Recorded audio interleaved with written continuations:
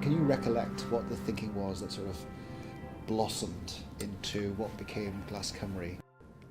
You remember it well, late 90s, Hyde had been created, Welsh Water had bought South Wales Electricity.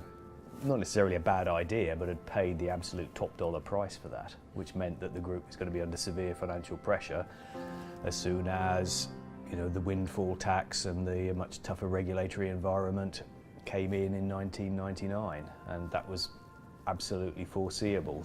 Do you remember when we were actually given the go-ahead to come forward with an offer for Dŵr Cymru Welsh Water?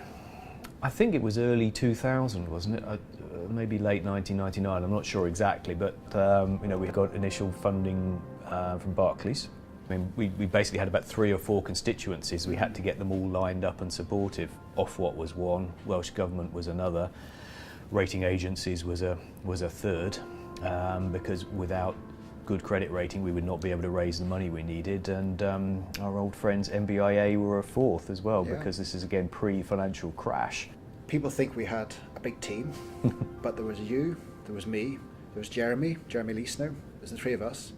We had beginnings of a board, and how much do we have to raise? 1.9 billion it was. 1.9 billion pounds, yep, on an asset base of £2, 2 laptops and 2 mobile phones. So yeah, it was one of the more unusual fundraisings in the city that year, I think.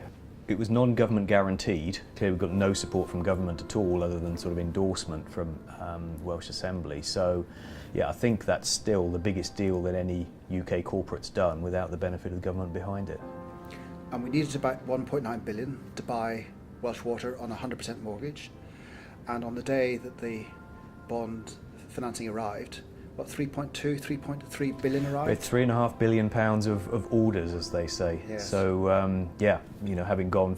Well, it was always going to be one of those transactions, wasn't it? It was either going to fall absolutely flat on its face and we would have raised about £37.50, or else there was going to be a flood of excitement. I think the other thing that strikes me, looking back all those years ago, was the fact we knew Dŵr Cymru Welsh Water as a company. We knew what we were talking about. We understood regulation, but we also had financial backgrounds as well, so we could sort of marry both worlds.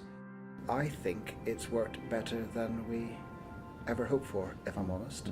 We've gone through a lot now over 12, 13 years. The business is performing better than it ever has, and I get a real sense that those sort of core values that underlay the idea of Glas, the idea it's here for the long term, it's an essential service for our customers, so it's right that our customers have a very clear stake in the business, that the business is run on their behalf.